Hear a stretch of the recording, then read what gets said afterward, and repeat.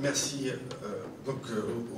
aux organisateurs, à Michael Fossel, donc le nouveau parrain, avec qui d'ailleurs je travaille à la revue Esprit, et nous avons aussi d'autres engagements, en tout cas autant que faire se peut, ensemble.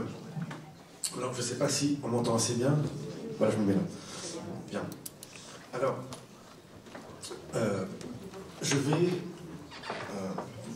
parler, en reprenant un petit peu de recul, effectivement, sur l'histoire de l'engagement, de l'intellectuel engagé, et aujourd'hui de la manière dont il faudrait penser ou repenser l'engagement. Effectivement, ce mot a une histoire. Elle relève d'ailleurs d'une situation en fait très française. La place de l'écrivain, de l'artiste, de l'intellectuel en France n'est absolument pas similaire à celle qu'on pourrait trouver en Allemagne ou en Angleterre. Elle n'a pas d'équivalent. Et d'une certaine manière, pourquoi? Non pas parce que nous sommes meilleurs ou plus effrayants, mais nous bénéficions d'un héritage, d'une lignée de noms célèbres dont la plume a fait l'histoire. C'est-à-dire qu'en France, eh bien oui, nous avons eu, avant même que le mot d'intellectuel n'apparaisse, nous avons eu Rousseau, nous avons eu Voltaire, nous avons eu Lamartine, Victor Hugo, Émile Zola, Jean Jaurès, Sartre et tant d'autres. Et nous avons coupé la tête du roi. Ce qui effectivement change tout. C'est que, grâce, si je puis dire, à l'influence exercée par ces illustres prédécesseurs, eh bien, nous faisons encore un petit peu trembler le pouvoir en place. Ce qui n'est absolument pas le cas dans d'autres pays. Par exemple, en Angleterre, l'intellectuel engagé, c'est souvent un excentrique qui occupe un grand palace vide et qui fait peur à personne. En Allemagne, alors, comme on a pu le dire, ils peuvent faire des réformes, mais ils ne savent pas faire la révolution. Il y avait une distinction qu'on fait beaucoup en philosophie, on dit qu'en allemand, ils ont deux mots pour dire l'histoire. Historie et Geschichte. L'histoire qui s'écrit et l'histoire qui se fait. Comme si, d'une certaine manière, ceux qui font l'histoire ne sont pas ceux qui l'écrivent. En France, nous n'avons qu'un seul mot. Et on peut se demander pourquoi. Sinon, parce que nous avons toujours cette impression, peut-être un peu illusoire, que ceux qui font l'histoire sont aussi ceux qui l'écrivent. Et qu'on peut, en écrivant l'histoire, la changer, la transformer. Grâce précisément à ces illustres prédécesseurs que sont Rousseau, Voltaire, Zola ou tant d'autres. Donc, voici cette manière, en quelque sorte, qu'a eu l'intellectuel en France de descendre dans l'arène assez rapidement, porté en quelque sorte par effectivement le prestige d'un Voltaire ou d'un Rousseau, pour devenir engagé. Il faut savoir d'abord que le mot d'intellectuel n'est apparu qu'à la fin du XIXe siècle, au moment de l'affaire Dreyfus. Effectivement, avec Émile Zola, qui sortait de son confort d'écrivain bourgeois, pour prendre à ses risques et périls la parole et défendre l'innocence d'un capitaine, le capitaine Dreyfus, injustement condamné. Et ce mot-là, donc, a été, si je puis dire, forgé à cette époque et a été lancé dans la circulation par Clémenceau. C'est ensuite, avec Sartre, après la Seconde Guerre mondiale, comme Michael Fossel l'a rappelé, que la notion d'intellectuel engagé est apparue. Donc nous aurions d'abord l'intellectuel engagé, et d'une certaine manière, j'aimerais montrer, ou en tout cas espérer, que désormais il s'agirait davantage d'être engagé, d'éliminer en quelque sorte cet intellectuel dont on se demande pourquoi il aurait une place privilégiée, d'autant plus que, comme l'a dit Michael, nous sommes tous des auteurs, nous sommes tous susceptibles de pouvoir, dans le métier qui est le nôtre, et pas simplement ceux qui tiennent la plume et qui écrivent, nous sommes tous engagés dans la même mer, à défaut d'être dans le même bateau. Et pour cela, effectivement, l'embarquement est un bon mot. Ça veut dire que je garderai de cette idée que l'histoire n'est pas extérieure à ceux qui l'observent, que nous sommes tous embarqués d'une certaine manière, c'est qu'il n'y a pas cette position d'extériorité où nous pourrions voir l'histoire comme un spectacle que nous n'aurions qu'à écrire. L'historien n'est pas forcément plus objectif lorsqu'il se fait comme un témoin, comme un pêcheur à la ligne qui regarde de l'extérieur le bateau qui s'en va. Charles Péguy, dont je parlerai entre autres aujourd'hui, était celui qui disait que la seule manière, si je puis dire, de faire l'histoire, c'est d'être partisan. Non pas partisan d'un parti, mais partisan d'histoire, ça veut dire que nous devons être impliqués. Lorsqu'il s'agissait de défendre l'innocence d'un homme, il y avait, si je puis dire, une France divisée. Il y avait d'un côté les Dreyfusards qui défendaient l'innocence d'un capitaine, et de l'autre, il y avait les anti-Dreyfusards. Mais il n'y avait pas, si je puis dire, de place au milieu pour celui qui, au-dessus de la mêlée, chercherait à réconcilier ces deux moitiés de la France et pourrait, si je puis dire, depuis sa fenêtre, retrouver la grandeur et l'unité française. Il faut, si je puis dire, voilà, être engagé comme on est embarqué. La difficulté qui serait aussi la nôtre, et qui a toujours été celle de l'intellectuel, c'est qu'en un sens, ou de l'engagé, c'est qu'il y aurait deux espèces qui se ressemblent, mais si je puis dire que tout oppose. Il y a en quelque sorte, et comme M. Berthe l'a dit très très bien, celui qui, pour s'engager, doit y mettre des gages. Parce que, littéralement, quand on est engagé, eh bien, si je puis dire, c'est à ses risques et périls. C'est par rapport à la condition qui est la nôtre, mettre cela même que nous possédons en jeu pour, en quelque sorte, une cause qui ne doit pas nous profiter. Nous y risquons nous-mêmes. Nous y risquons éventuellement notre pain, le pain de nos enfants, le pain de notre famille, et jusqu'à, éventuellement pour certains, leur vie. C'est-à-dire qu'il n'y a, en quelque sorte, aucune raison particulière, aucun intérêt à défendre lorsque nous nous engageons. Nous avons des gages à mettre.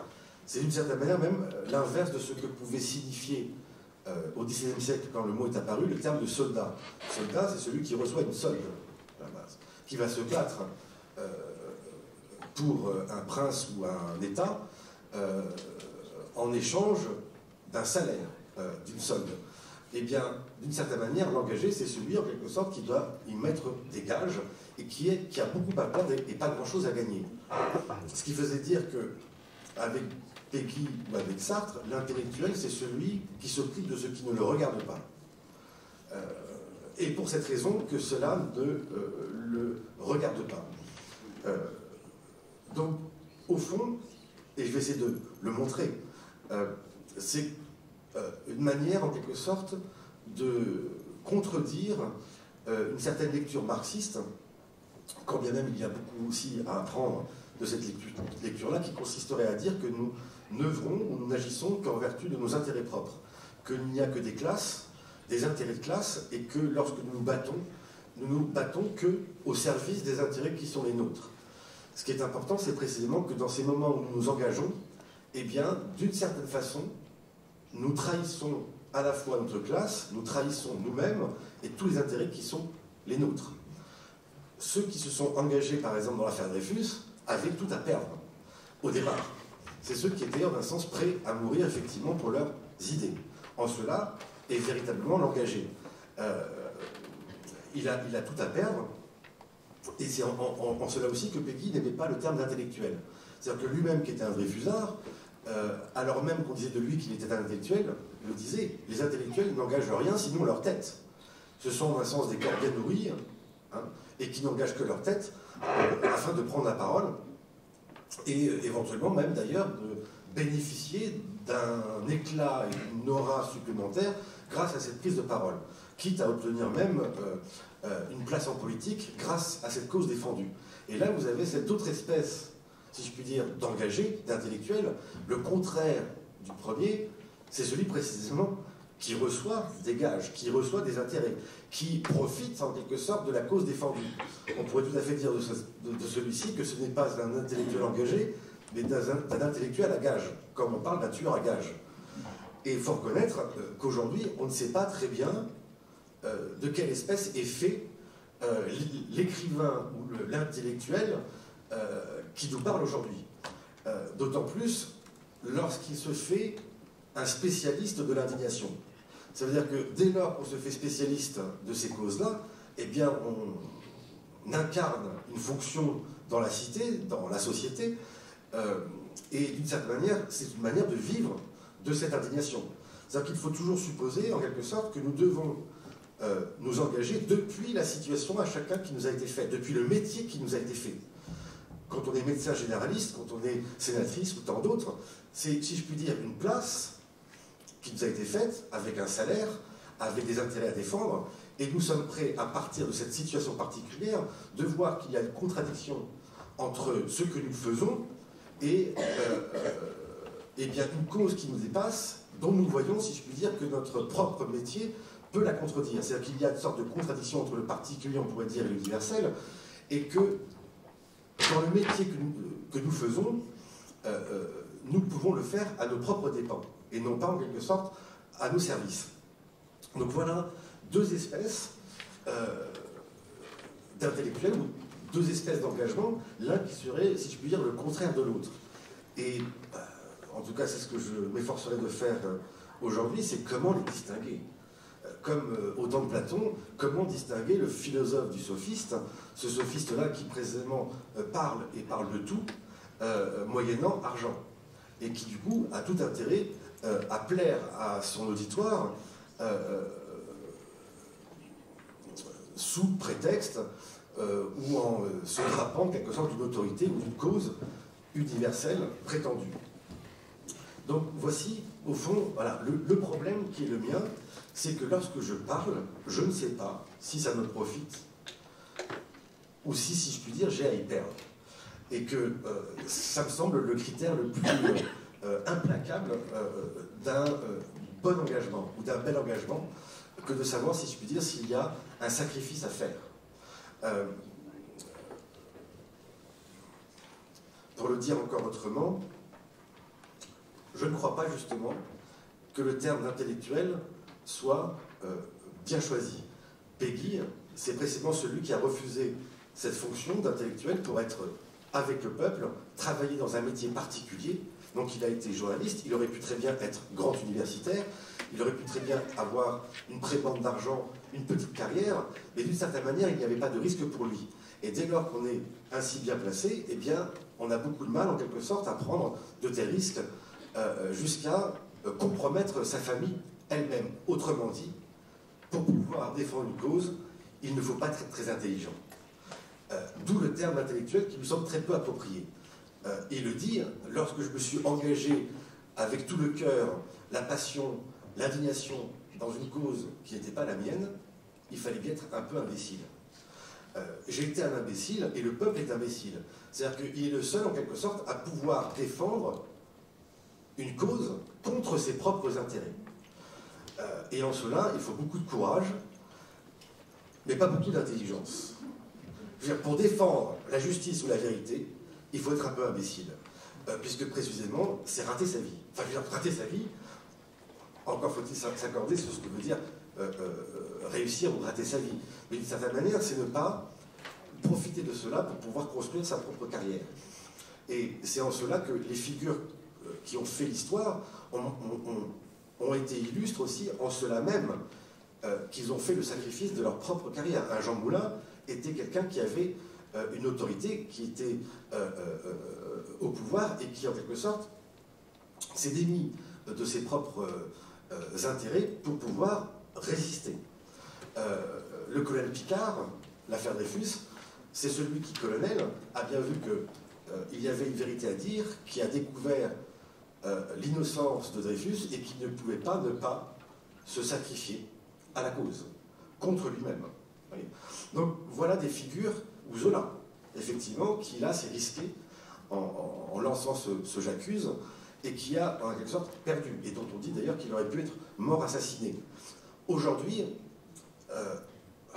et je m'inclus dans cette question, il faudrait voir, dans un sens, ceux-là même qui prennent autant de risques à pouvoir se battre pour toutes les causes.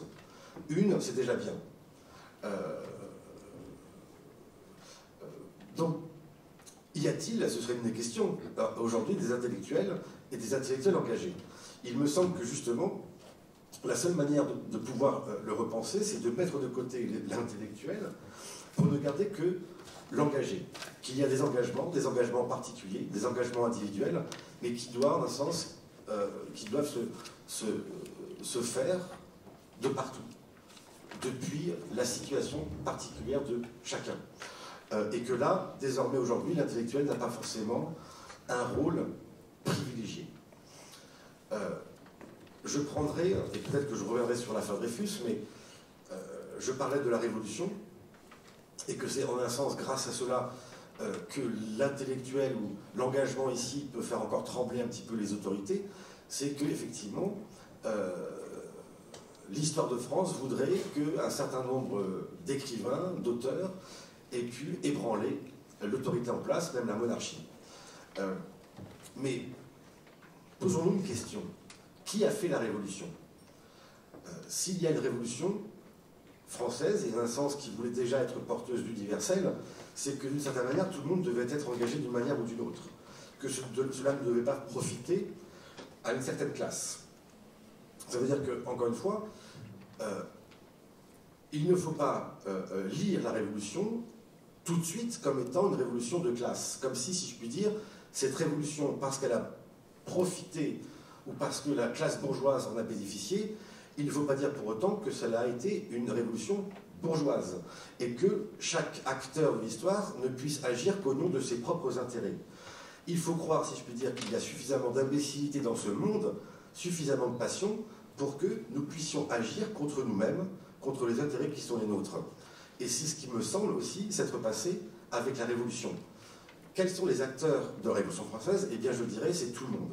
C'est toute la France, en quelque sorte, qui s'est réunie, qui s'est unie au-delà même de leurs intérêts de classe, pour, en quelque sorte, lutter et se battre contre un idéal plus noble. Évidemment, on pourrait dire que ce sont d'abord les bourgeois. Alors, essayons en quelque sorte de désigner ces différents acteurs potentiels qui se sont engagés et battus en quelque sorte contre leurs propres intérêts. On pourrait dire non, personne, ce sont les bourgeois. C'est eux, si je puis dire, qui avaient tout intérêt à abolir les privilèges et que cette révolution, si je puis dire, a permis au fond de les mettre en place. Mais ça, c'est encore une fois relire l'histoire depuis la fin. Et de dire à qui profite le crime, c'était les bourgeois, donc c'était eux, si je puis dire, les véritables acteurs de la Révolution. Je ne le crois pas, et on peut dire que d'une certaine manière, la Révolution a été faite aussi bien par la monarchie que... Alors, c'est une provocation, mais allons-y. La Révolution française a été faite aussi bien par la monarchie que par la noblesse, que par le clergé, que par le peuple. Par la monarchie d'abord. Tout le monde sait que d'une certaine manière, le contre-pouvoir de la monarchie, c'était la noblesse. Et qu'il y a eu toujours une tension entre l'État et les nobles. Et que depuis Richelieu, Louis XIV, il s'agit toujours d'appauvrir, d'affaiblir le pouvoir de la noblesse, en mettant de plus en plus de roturiers dans les rouages de l'administration. Et que progressivement, si je puis dire, si la bourgeoisie a monté, c'était grâce en quelque sorte à l'appui du roi lui-même. Et Péguy disait que finalement, le premier grand révolutionnaire, ça a été Louis XVI. Enfin, disons, au commencement de son règne. Le premier Louis XVI a été, en un sens, celui qui a le plus contribué à l'apparition de la modernité, même si le deuxième, Louis XVI, a eu un petit peu peur de ce qu'il avait fait, s'est un peu effrayé et est devenu réactionnaire. Mais que le premier, en quelque sorte, à avoir permis cette révolution, c'était la royauté elle-même, et que le peuple, pour le remercier, lui a coupé la tête. Parce que c'est la meilleure manière comment dire, oui, de remercier quelqu'un, c'est-à-dire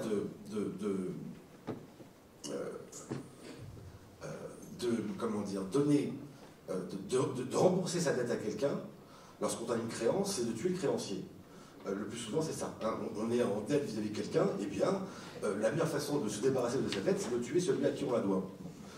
Ça a été le roi. Très bien. Donc, d'une certaine manière, on peut tout à fait dire que Colbert, Richelieu, Colbert, Louis XVI et tant d'autres avaient déjà, en quelque sorte, contribué à cette révolution. Maintenant, sont les bourgeois. Pas forcément. Ça veut dire qu'on sait très bien que les idées qui ont agité les Lumières, d'abord, c'était dans les salons aristocrates. Et que, si je puis dire, certains grands acteurs de la Révolution française, d'abord, sont des nobles. Ça a été le comte d'Argenson, ça a été, on l'oublie, Mirabeau, le comte Mirabeau. C'est-à-dire autant de personnes qui ont agi contre leurs intérêts de classe, qui ont été, si je puis dire, traîtres à leur propre cause. Et c'est cela qui fait en quelque sorte, oui, l'imbécilité de ceux qui font l'histoire. Alors peut-être que Mirabeau haïssait son père, peut-être effectivement qu'il avait une certaine haine, et même peut-être aussi une ambition, mais il n'empêche que c'est par lui qu'on peut parler d'une France unifiée aussi, qu'il n'y a pas des Frances divisées, qu'il n'y a pas une classe contre une autre, mais cette possibilité en quelque sorte de pouvoir parler au nom de tous. Le clergé prenait ceux qui étaient précisément à la tête du tiers-État. Ça a été le comte Mirabeau et ça a été l'abbé Sieyès. Ça veut dire le clergé d'un côté, la noblesse de l'autre, qui était main dans la main avec le peuple. On le sait très bien, c'est que très souvent, lorsqu'une révolution se fait, c'est toujours aussi avec l'appui des personnes au pouvoir, avec ceux, si je puis dire, qui sont dans la classe dominante. Et que c'est grâce à eux, si je puis dire, que le peuple peut s'insurger. Ce peuple-là, eh bien, d'une certaine manière, il faut le dire aussi, ce n'est pas quelqu'un qui a été mené par le bout du nez, comme si je puis dire, la bourgeoisie avait pu le manipuler et s'en servir à ses propres intérêts. Il faut imaginer précisément que le peuple n'est pas qu'un ventre affamé qui a fait la révolution parce qu'il crevait de faim. Il me semble que Bergson faisait la remarque, on dit il y a eu la Révolution française parce que les gens crevaient de faim. Mais rappelez, mais les gens ont toujours crevé de faim. Il faut bien encore expliquer pourquoi, à quel moment, ils ont cessé de vouloir crever de faim. Eh bien, forcément, c'est à un certain moment où ils sont tenus par un idéal plus haut, où ils sont prêts à mourir pour une cause qui les dépasse. Et que, par là même, il faut supposer que ce peuple s'est indigné aussi en raison même d'une noble aspiration qui n'est pas simplement des passions multiples et hostiles. Et donc c'est à ce moment-là, d'ailleurs que Michelet le disait, que contre leurs propres intérêts, toutes ces classes, pourrait-on dire, qui divisaient la France se sont réunies et que même le peuple est né à lui-même. Il le dit, c'est vraiment à l'occasion de cet instant singulier que le peuple s'est construit, que s'est unifié, parce que d'une certaine manière, ils plaçaient un intérêt plus noble que leurs propres intérêts. Donc, nous avons un exemple ici parfait. Alors, je ne sais pas si ce n'était pas d'ailleurs une invitation à faire la révolution, ou alors à faire une révolution précisément qui commence par soi-même. J'ai été quand même très sensible aux témoignages qui ont été proposés, puisqu'ils partaient toujours, M. Berthe comme Madame la sénatrice, partaient de leur propre situation. Et qu'avant de lancer des indignations par Internet et de s'engager d'un clic, autant dire de ne pas s'engager, surtout de manière anonyme. Justement, la difficulté aujourd'hui, c'est que tout le monde peut s'indigner, prendre la parole, mais ce n'est jamais que la parole qui est engagée. Jamais rien de soi, puisque tout se fait de façon anonyme. Les personnes ici, M. Berthe et Mme la sénatrice, parlaient, si je puis dire, à partir de leur situation et du sacrifice qu'ils avaient pu faire. Et de ce surengagement dont vous parliez, qui était le burn-out, voilà, ce risque que nous pouvions courir chacun. Ce qui est proprement le sacrifice que nous pouvons faire en quelque sorte négligeant aussi notre famille, nos intérêts, pour voilà, une cause qui nous passionne, mais qui nous rend aussi un petit peu imbéciles dans cette manière précisément de pouvoir nous battre pour des causes beaucoup plus nobles que nous-mêmes. Donc, voici, il me semble, on va dire le point de bascule, et peut-être l'assurance qu'il y a d'un véritable engagement qui doit, dans un sens, commencer par nous-mêmes. C'est-à-dire que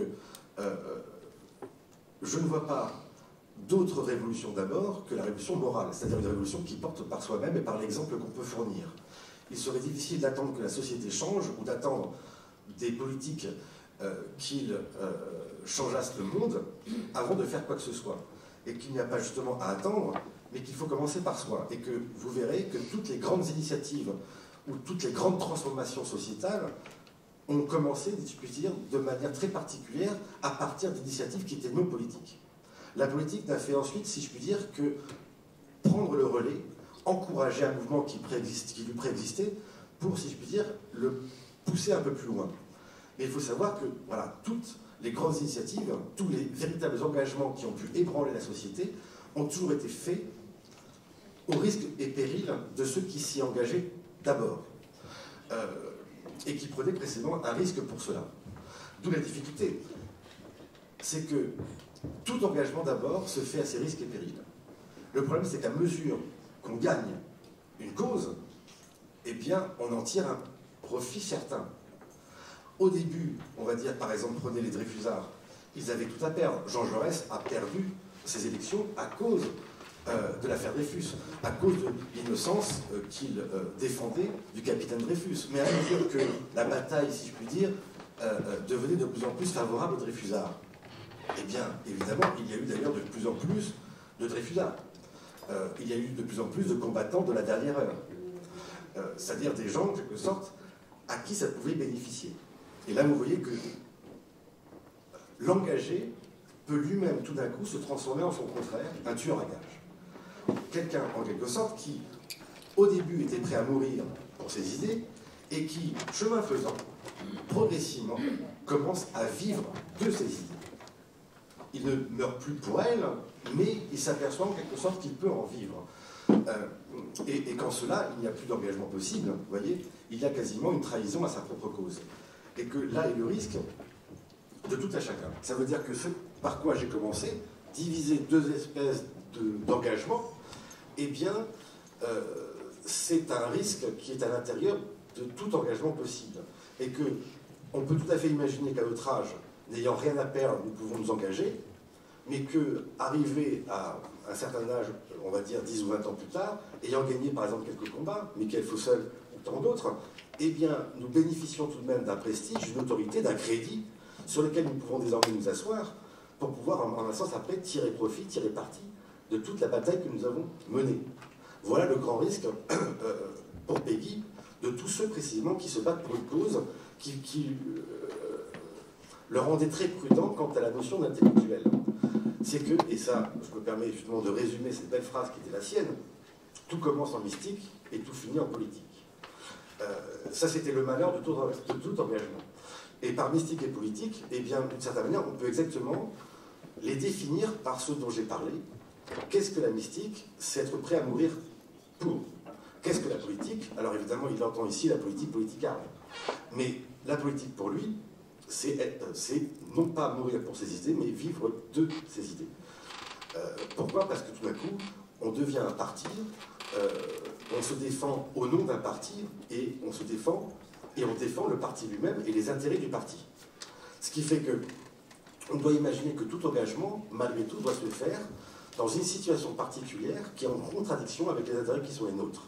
Comme si je puis dire, il y avait une cause universelle qui était en nous, en contradiction totale avec la situation particulière qui nous a été faite. Moi-même, je suis un universitaire, professeur à l'Institut catholique de Paris, j'aimerais d'ailleurs y rester, mais si j'avais une cause à défendre, évidemment, ce serait au risque et péril de l'institution qui a été la mienne. C'est-à-dire que je devrais forcément mettre en gage tout ce que j'ai construit et qui va donner du poids à ma parole. Parce que le seul poids qu'on peut donner à une parole, c'est précisément d'y mettre de la chair, d'y mettre du sang, d'y mettre de soi. Et que le seul véritable engagement, le gage véritable, c'est pas forcément non plus simplement la richesse, mais évidemment c'est le soi. S'engager, c'est engager soi-même. C'est mettre en gage, ni plus ni moins, que soi-même. Vous voyez donc, voyez ce qu'il en coûte. Hein, voyez ce qu'il en coûte d'être honnête et d'être engagé. C'est pour ça qu'il m'a plu, lorsque j'avais travaillé Péguy, que tout d'un coup, lui, qui était traité d'imbécile toute sa vie, a dit, mais oui, il faut être imbécile pour vivre la vie d'échec qui a été la mienne, et de s'être battu pour la justice et pour la vérité. Alors que d'une certaine manière, il aurait été bien plus simple pour moi, avec l'intelligence qui était la mienne, de me faire une petite place dans le monde, de faire carrière et d'avoir un poste assuré. Donc, je m'arrêterai là, je ne sais pas combien de temps j'ai parlé, mais et on pourra y revenir aussi avec les questions. Mais voilà, en quelque sorte, ce qui doit distinguer en nous-mêmes le véritable engagement, et qui doit être toujours une question qui nous importe, et qui doit, dans un sens, nous mettre dans une perpétuelle inquiétude. C'est justement ne pas s'assurer d'une tranquillité ou d'une position de surplomb qui nous permettrait de voir l'histoire de loin, de l'écrire et d'être dégagé. Parce qu'en fait, intellectuel engagé, pour moi, au fond, est une contradiction dans les termes. Être un intellectuel, c'est quoi? C'est d'avoir qu'une tête. Donc être quand même dégagé de tout le reste. C'est-à-dire que je mets mon corps d'un côté, je mange très bien, je suis bien nourri, et dans ma tête, je m'engage. Éventuellement d'ailleurs à travers les écrans, à travers les médias, de telle sorte que, si je puis dire, voilà, seule ma parole y est impliquée. Si nous voulons être engagés, nécessairement, nous devons le faire corps et âme, c'est-à-dire tout entier dans le métier qui est le nôtre. C'est pour ça que j'ai tout particulièrement apprécié les témoignages chocs, d'abord ceux que nous avons entendus et ceux que nous entendrons, parce qu'ils le font depuis n'importe lequel des métiers qui nous occupent. Ça veut dire que c'est à partir du métier qui est le nôtre, corps et âme, que nous nous engageons dans la bataille. Et que l'intellectuel, je veux dire, il est possible, et c'est une vraie question, de savoir s'il est peut-être le mieux placé pour pouvoir mener les combats. Il me semble qu'il doit le mener à côté de chacun, depuis le peuple, ou depuis la société, sans jamais avoir cette position de surplomb qui lui donnera, dans un sens, une autorité supplémentaire. Et en cela, nous avons davantage à prendre exemple des uns et des autres qu'à leur faire des leçons de morale ex cathedra depuis une chaire. Donc, à mesure, je ne dis pas ça pour critiquer les auteurs que j'aime, comme Sartre ou tant d'autres, mais les temps ont changé, et il me semble effectivement que nous n'avons plus ce privilège, nous n'avons plus cette parole qui était d'abord quasiment une prérogative, une autorité, un droit que les autres n'avaient pas. Désormais, la parole est à chacun, mais surtout aussi la manière d'agir dans le monde et d'œuvrer dans la société civile. Et qu'en cela, désormais, nous n'avons plus aucun privilège particulier, ni comme enseignant, puisque désormais, en quelque sorte, l'instruction peut se faire de partout, et je le vois bien, mes étudiants me contestent à partir des médias qu'ils ont, qui viennent en quelque sorte court-circuiter l'autorité verticale qui est celui de l'enseignant. Bon, c'est aussi une difficulté, je ne vous cache pas, que de pouvoir résoudre celle-ci lorsqu'ils nous contestent en lisant Wikipédia depuis la salle. Mais tout ça pour dire que nous n'avons plus en quelque sorte un rôle singulier à jouer. Nous ne pouvons que nous allier ou nous rallier, ou éventuellement proposer, avec les compétences maigres qui sont les nôtres, un certain éclairage sur le monde, mais qui doit aussi participer à l'œuvre commune. Et que l'engagement, s'il doit partir de soi, doit se faire de manière collective. Et on doit espérer qu'il y ait une cause particulière, et là il n'en manque pas, qui puisse en quelque sorte nous fédérer, au-delà même des intérêts qui sont les nôtres.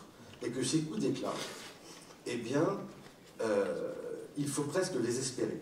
Je ne dis pas que j'attends, moi, de mourir, je ne dis pas que j'attends de me sacrifier, mais il y a bien un moment où il y aura une cause qui méritera, ou qui m'appellera, qui me contraindra, en quelque sorte, à m'y engager tout entier, en espérant précisément une certaine efficacité. C'est-à-dire que je ne veux pas avoir les mains sales comme Sartre. Vous le savez, d'une certaine manière, pour Sartre aussi, l'idéal est trop grand, s'il ne veut pas, en quelque sorte, subir aucune compromission. Et qu'il faut bien mettre les mains dans le cambouis, avoir les mains sales, si nous voulons qu'il y ait une quelconque efficacité dans l'histoire. Le problème, c'est que tout compromis, c'est le risque, pourrait être une compromission. Et c'est ce qu'estimait Peggy. Il dit, moi, j'ai pas les mains sales, j'ai les mains pures. Le problème, c'est que lorsqu'on a les mains pures et qu'on se jette dans la bataille, on est imbécile et on y perd tout. Vous voyez la difficulté. C'est-à-dire que soit je suis du haut de ma chair, je ne peux, en un sens, avoir aucune efficacité dans l'histoire, mais je ne peux qu'en parler. Et c'est ce qui faisait dire que, par exemple, les Kantiens, et je m'excuse auprès de Michael, d'autant plus que Peggy d'abord était kantien, me disait, mais Kant a les mains pures, mais il n'a pas de mains. Ce qui était une très belle phrase, mais c'est-à-dire que d'abord, effectivement, nous pouvons nous battre pour un idéal élevé, pur, mais il faut encore les mains pour pouvoir, si je puis dire, le mettre en œuvre. Kant pouvait nous donner cet idéal, mais il n'avait pas les mains pour pouvoir y œuvrer. Mais faut-il avoir pour autant les mains sales dès lors que nous nous battons pour une idée, quitte à utiliser tous les moyens possibles de la politique, c'est-à-dire mensonges, trahison, etc. Peut-être y a-t-il un juste milieu dans cette manière précisément d'avoir ces mains pures comme penser les avoir gardées péguir, mais quitte effectivement à ce que ces mains soient noueuses, calleuses, à force précisément d'avoir agi dans le monde. Un médecin qui a travaillé pendant 30 ou 40 ans a les mains calleuses, noueuses, mais d'une certaine manière qui n'ont pas été compromises.